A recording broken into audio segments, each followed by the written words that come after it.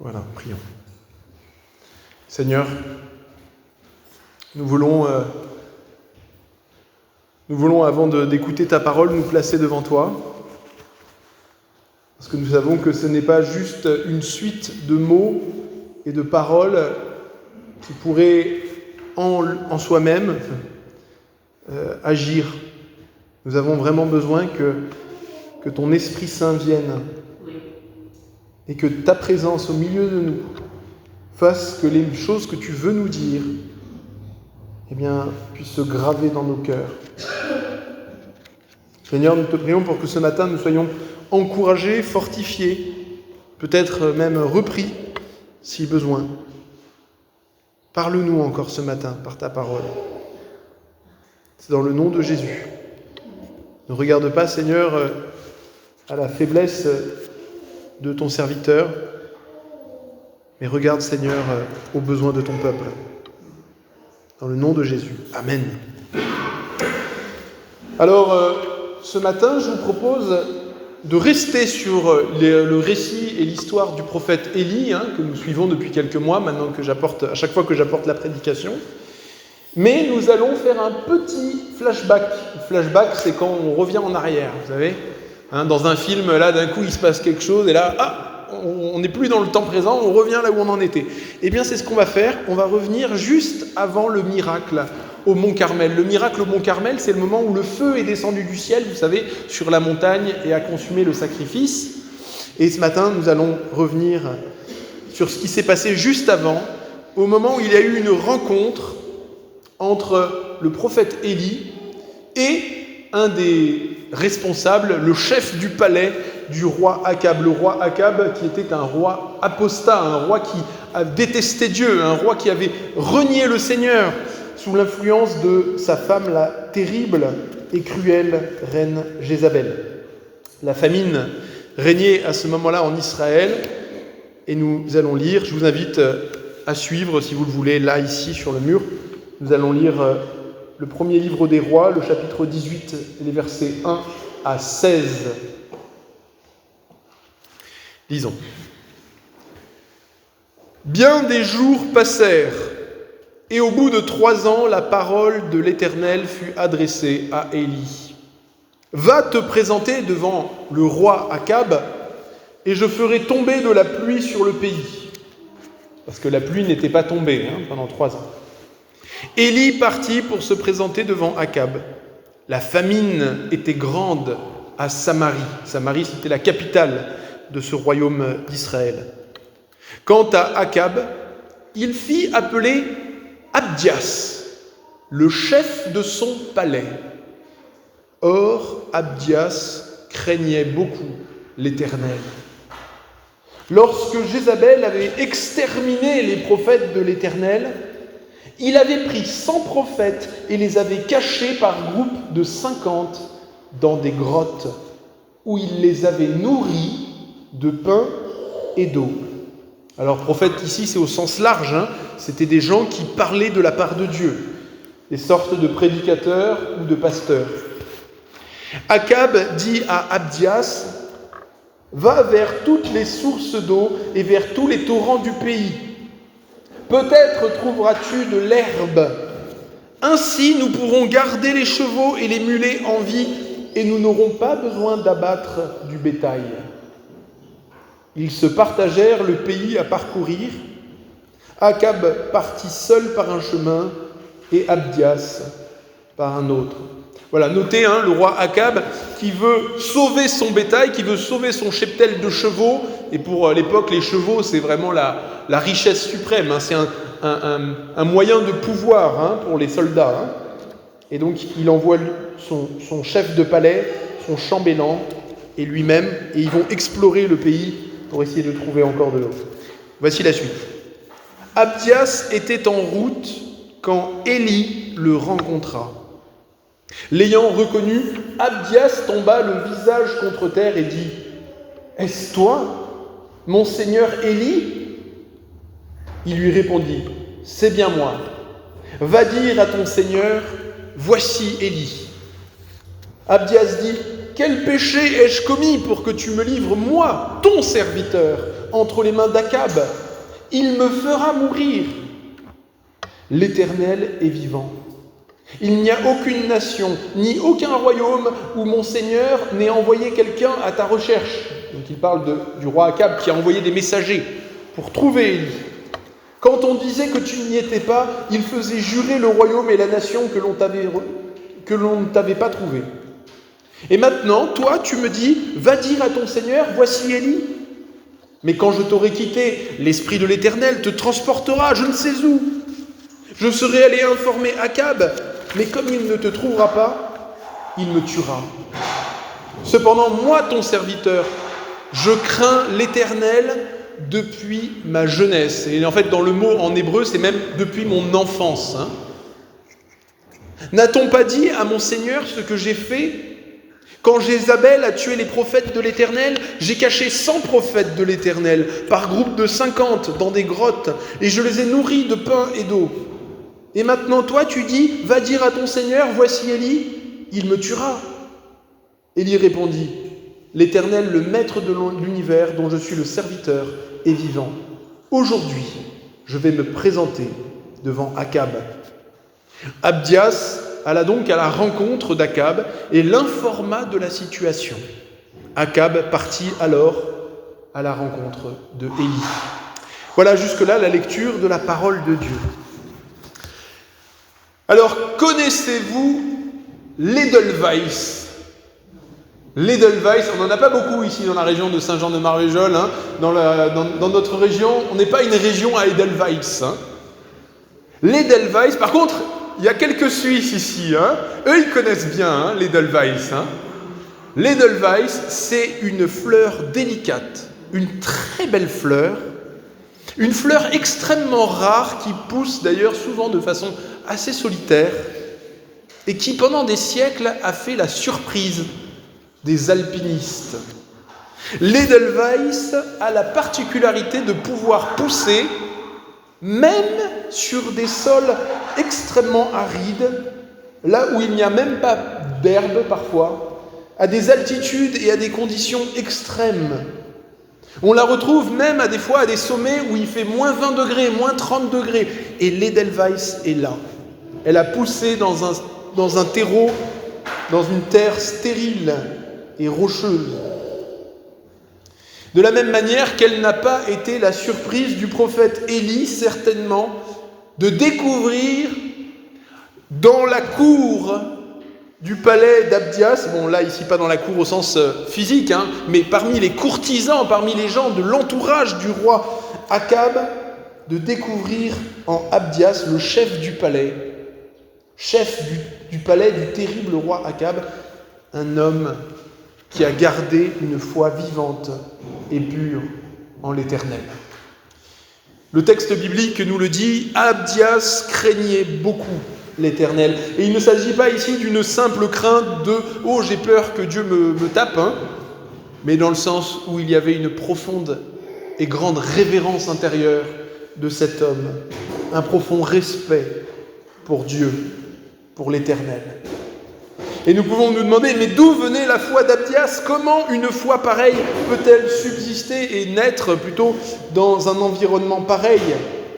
Et Abdias donne lui-même la réponse quand il dit à Élie, « Moi, ton serviteur, je crains l'Éternel depuis mon enfance, depuis ma jeunesse. » Et en effet, le prénom Abdias, Abdias, ça veut dire, en fait, ça en hébreu, c'est Abdia. On a rajouté un S en français, parce qu'Abdia, voilà, c'est Abdias, mais en hébreu, c'est Abdia, ce qui signifie Abd, serviteur, Ya, l'Éternel, Yahweh. Donc, serviteur de l'Éternel. Son prénom veut littéralement dire serviteur de l'Éternel. Et on aurait pu penser que, après tout, c'est pas parce que quelqu'un a un prénom, vous savez, il y a des gens qui s'appellent Christophe, et Christophe, ça veut dire celui qui porte la présence du Christ. C'est un très beau prénom. Il y a des tas de Christophe, on aimerait bien qu'ils portent un peu plus la présence du Christ. C'est pas parce qu'on s'appelle Christophe qu'on porte la présence du Christ. Mais là, ici, Abdias est réellement ce que son prénom implique. Il est en effet un serviteur de l'Éternel. Il est certainement né dans une famille croyante. Et ses parents ne lui ont pas donné ce prénom par hasard, dans un contexte où la mode, c'est d'adorer le dieu Baal, c'est de sacrifier des enfants au panthéon cananéen. Eh bien, ses parents, eux, ont dit, nous et notre maison, nous servirons l'Éternel et nous allons donner à notre enfant tout un programme, il sera serviteur de l'Éternel. Et c'est donc tout jeune que le petit Abdias s'est attaché à l'Éternel, en entendant sans doute, certainement, ses parents ou transmettre leur foi. En tout cas, certainement, son prénom n'était pas à la mode, ou faisait sans doute un petit peu bizarre, dans le palais où la reine Jézabel vivait. Cette reine qui a fait mettre à mort les prophètes de Dieu. Et on peut se demander, mais comment se fait-il qu'un homme avec une foi comme la sienne, qui craignait l'Éternel, qui avait cet amour pour Dieu, s'est retrouvé dans ce palais? Comment ça se fait? Comment c'est possible, hein? On peut même s'étonner de cela. Et je crois qu'il y a quelque chose qu'on retrouve dans la Bible, à travers beaucoup d'exemples, qui est que les personnes qui ont vraiment de la révérence pour le Seigneur, qui vraiment cherchent à plaire à Dieu, et bien souvent, dans leur travail, dans les charges qu'on leur a confiées, dans les responsabilités qu'ils ont, ils sont fiables. Ils font les choses de façon consciencieuse et droite. Et pour ça, eh bien des fois, on leur donne des gestions de plus en plus importantes. Ainsi, nous avons cet exemple avec Joseph, avec Daniel dans la Bible, qui, en raison de leur sagesse et de leur bonne gestion, se retrouvent à des positions d'autorité, des positions de responsabilité immenses.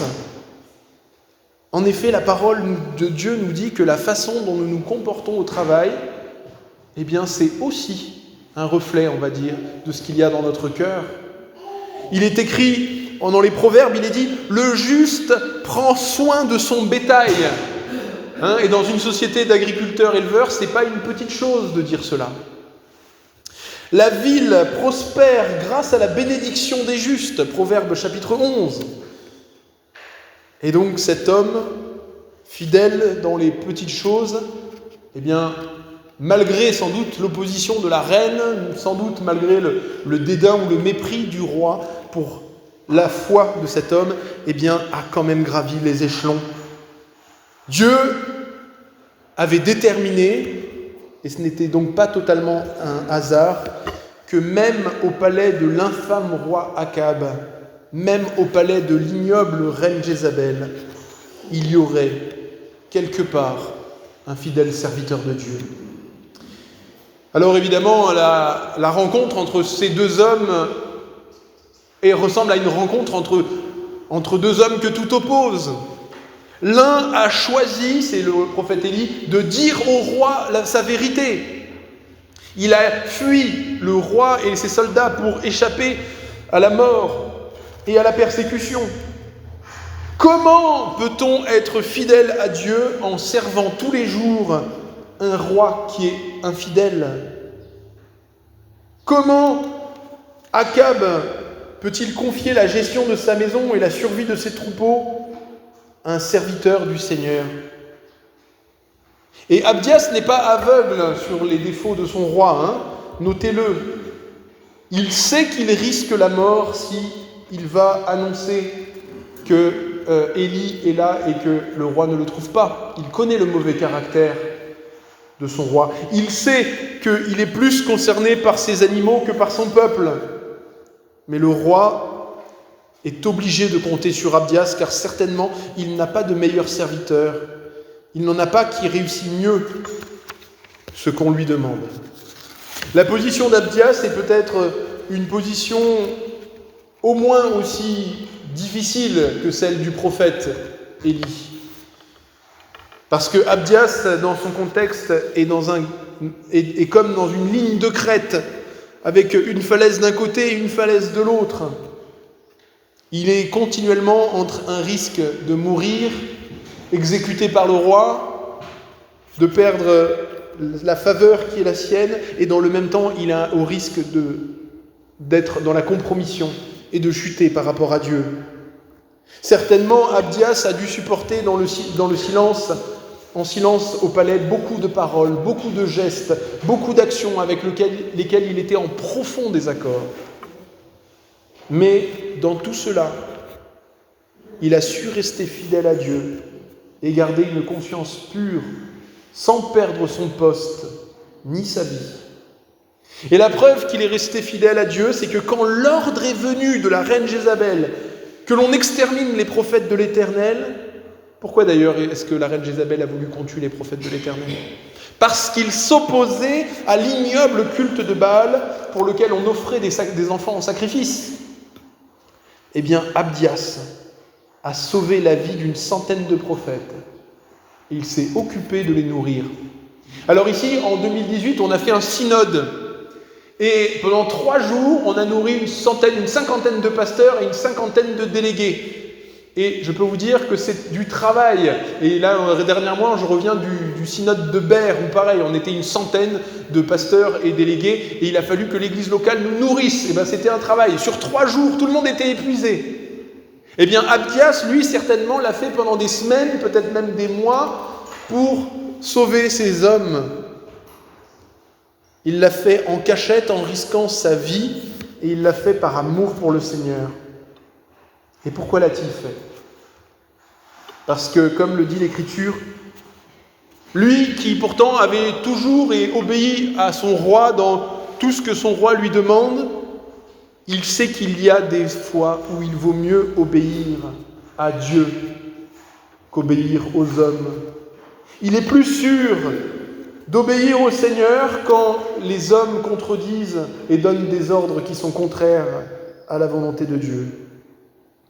Et c'est assez incroyable parce que quand on regarde ce passage, on avait vu quelque temps avant que Élie avait été sauvé. Et où est-ce qu'il avait été sauvé? Il avait été gardé, protégé, nourri chez une veuve. Cette veuve, elle habitait au Liban, dans la ville d'où était née la reine Jézabel, donc en plein cœur du territoire cananéen, du territoire phénicien. Et Dieu a pris son prophète, l'a mis dans le territoire ennemi, et là il l'a protégé. Et ici, Dieu fait la même chose avec cette centaine de prophètes. Il fait sauver ses prophètes, il les garde à l'endroit, à travers quelqu'un qui est un des plus proches collaborateurs du roi et de la reine. C'est extraordinaire. Dieu, excusez-moi l'expression, sauve ses prophètes au nez et à la barbe de Jézabel. Il les sauve du cyclone en les mettant dans l'œil du cyclone.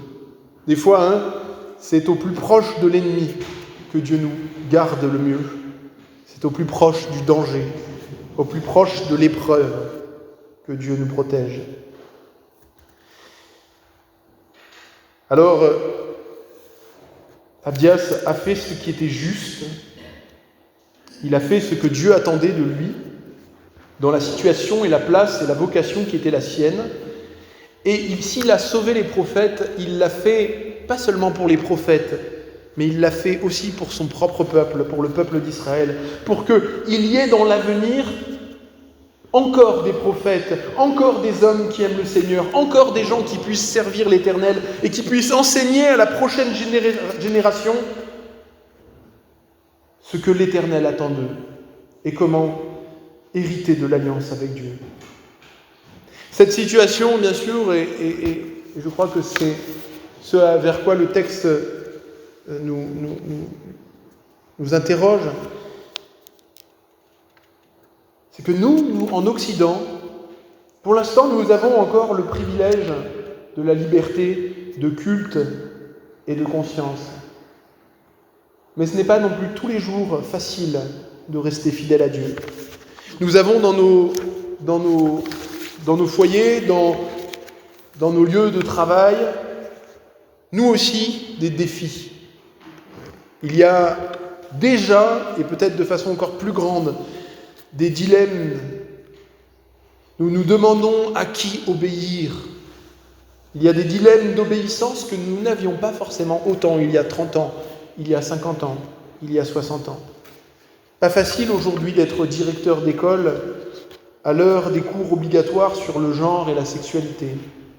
Pas facile d'être médecin pharmacien ou sage-femme à l'heure de l'euthanasie et des avortements de masse, une grossesse sur 3 qui finit en avortement.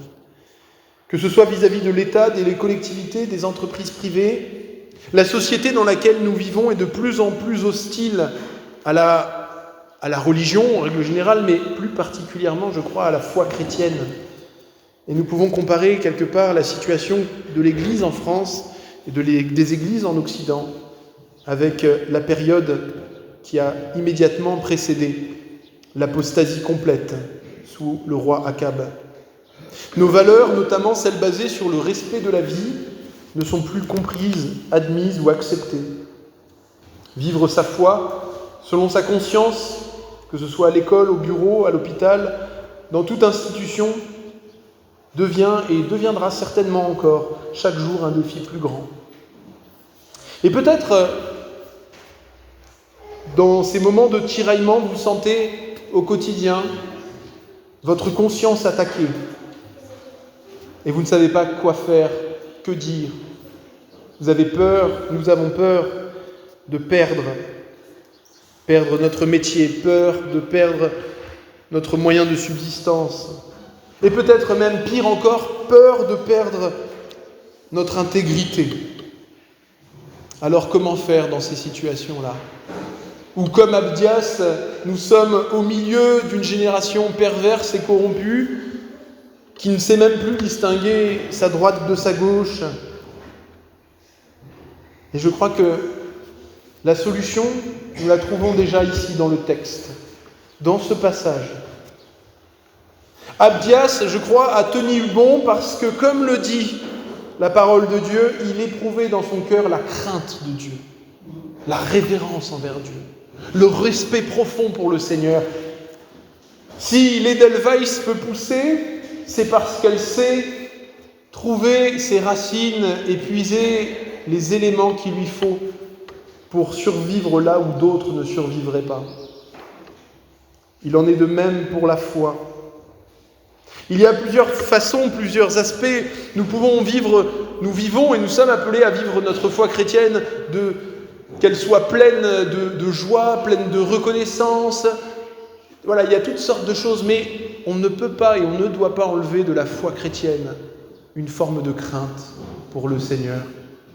Et Jésus lui-même fait le lien entre tenir bon dans les persécutions et la crainte de l'Éternel. Il dit « Ne craignez pas ceux qui tuent le corps et qui ne peuvent tuer l'âme. » Là, il parle des hommes. « Craignez plutôt celui qui peut faire périr l'âme et le corps dans la guéhenne, c'est-à-dire en enfer, dans le jugement. » Et il parle ici du Père, de Dieu. Et la parole de Dieu nous invite à la sagesse. Dans ces situations, c'est pas moi en tant que pasteur qui peut vous dire « Alors toi, tu devrais faire ci, tu devrais dire ça. » Je n'ai pas la capacité, je n'en ai pas la légitimité. Mais il y a une chose qui est sûre, c'est que si vous avez de la révérence, si nous avons du respect, un profond respect et une profonde crainte de l'Éternel, alors nous n'aurons plus peur des hommes. Alors la sagesse de Dieu s'empare de nous, puisque la crainte de l'Éternel, c'est la Bible qui le dit, la crainte de l'Éternel est le commencement de la sagesse. Si nous craignons le Seigneur dans un profond respect, alors nous pourrons demander au Seigneur sa sagesse et il nous la donnera. On a tellement d'exemples dans la Bible où Dieu a donné à des hommes et des femmes différentes choses, chacun dans leur vocation, chacun dans leur milieu. On a l'exemple, par exemple, de Naaman, le général syrien, qui, une fois qu'il a été guéri de la lèpre par le prophète Élisée, s'inquiète et demande au prophète Élisée en disant « Est-ce que Dieu me pardonnera ? Parce que mon roi, lorsqu'il rentre dans le temple de cette horrible idole, eh bien, il se prosterne et je suis obligé de me prosterner. Mais mon cœur ne veut pas se prosterner. Est-ce que Dieu me pardonnera ?» Et on sent ici toute la crainte de Dieu, de ce général syrien converti. Et le prophète lui dit « Va en paix ». Le Seigneur va donner la sagesse aux sages-femmes de Pharaon. Vous savez, dans l'histoire de Moïse, quand les sages-femmes ont reçu du Pharaon l'ordre de tuer les bébés hébreux, les bébés mâles, eh bien Dieu va leur donner la sagesse de mentir au Pharaon. Elles vont dire au Pharaon, on ne peut pas on n'a pas réussi. Les femmes hébreux, elles accouchent trop vite, bien avant, on n'a pas la capacité. Elles vont cacher la vérité au Pharaon pour sauver des vies. Et Dieu a béni ces sages-femmes parce qu'elles ont fait ce qui était juste. On a tellement d'exemples aussi. Dans le livre de Daniel, la sagesse, parfois, c'est aussi d'accepter la persécution pour la gloire de Dieu. Et c'est l'exemple de Shadrach, de Meshach et d'Abednego, où ces hommes publics, quand on leur demande d'adorer une idole et de se prosterner devant la grande statue du roi, ils disent « Eh bien, nous ne pouvons pas. Et si nous devons mourir, nous mourrons. » Et ils sont jetés dans la fournaise ardente. Mais Dieu les sauve. Dans l'histoire de l'Église, nous avons tellement d'exemples également. Il y avait à l'époque de Charlemagne un calife à Bagdad, qui régnait sur un empire qui allait de l'Espagne à l'Inde. C'était le plus grand empire du monde. C'était un tyran sanguinaire et cruel qui avait chassé de son entourage tous les gens qui n'étaient pas musulmans. Sauf un. C'était son médecin personnel. Un homme qui s'appelait Bouktichou. Bouktichou, en araméen, ça veut dire « Jésus sauve ». Là aussi, ses parents avaient un programme pour lui. Et un jour, ce calife demanda à son médecin personnel, qui était un chrétien authentique, de lui fabriquer un poison pour assassiner un de ses rivales au cours d'un repas. Et le médecin refusa. Ça a été sans doute la seule moment dans toute l'histoire de ce calife où un homme a refusé de se plier à l'ordre du calife. Il a dit, et ça a été consigné dans les chroniques, il a dit « Je ne peux pas, car ma foi m'enseigne à chercher le bien de tous, même de mes propres ennemis. » Alors le calife fit battre son médecin, il le mit en cachot pour avoir refusé un ordre et lui dit qu'il aurait éventuellement la vie sauve s'il se convertissait à l'islam. Mais le médecin resta inflexible. Mais Dieu, là aussi, a fait grâce à son serviteur. C'est une histoire réelle, hein ? Un matin, le calife se réveille et il prend la conscience qu'il a une chance extraordinaire d'avoir auprès de lui un médecin personnel dont il est sûr qu'il ne l'empoisonnera pas lui. Et il se dit, après tout, c'est quand même pas si mal. Et finalement, il le reprend à son service. Oui, il ne faut pas craindre ceux qui tuent le corps et qui ne peuvent tuer l'âme, dit Jésus, mais craindre plutôt l'Éternel. Et si pour rester fidèles au Seigneur, nous devons perdre notre travail, notre plan d'épargne logement, ou quelques relations, ou encore un peu de confort matériel, c'est triste. Mais que Dieu nous donne la force de dire « Ainsi soit-il, l'Éternel a donné, l'Éternel a repris, que l'Éternel soit béni. » Le plan, en tout cas, du Seigneur pour nous, c'est de nous envoyer dans le monde. Il n'a pas voulu que nous nous remettions tous forcément ensemble, il a voulu que nous nous réunissions pour l'adorer, mais il n'a pas voulu que nous formions juste un petit village chrétien où on reste que entre nous. Il nous envoie au milieu des loups, des brebis, comme des brebis nous envoient au milieu des loups. Et dans le jardin de Gethsémane, notre Seigneur, le Christ, avant de donner sa vie pour nos péchés, a prié pour son peuple et pour ses disciples, et il a dit au Père, « Je ne prie pas pour que tu les retires du monde, mais je prie pour que tu les gardes du malin. » Et Dieu nous a adressé, je sais qu'il vous a adressé à tous, des vocations particulières et différentes. À l'un, il a demandé d'être une lumière au milieu de son foyer, au milieu d'un couple peut-être difficile, au milieu peut-être d'une famille où peu d'enfants ont la foi. À d'autres, il les envoie dans une entreprise où les valeurs sont contraires à celles de l'Évangile. À un autre, au milieu d'un groupe de chasseurs qui passent leur temps à dire des horreurs du matin jusqu'au soir. Mais à chacun, le Seigneur nous adresse la vocation d'être des témoins, d'être un parfum de la bonne odeur et de la présence de Dieu au milieu des hommes qui sont perdus sans lui. Ne soyons donc pas étonnés de trouver parfois des chrétiens authentiques dans l'entourage parfois de gens, de partis, de milieux que nous considérons souvent à raison comme hostiles ou difficilement compatibles avec la foi chrétienne.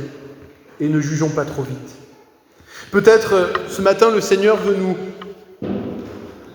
nous interpeller sur l'importance des aumôneries de la présence des aumôniers dans les hôpitaux, les prisons, les bases militaires, les casernes de gendarmerie, ou même au milieu des parlementaires.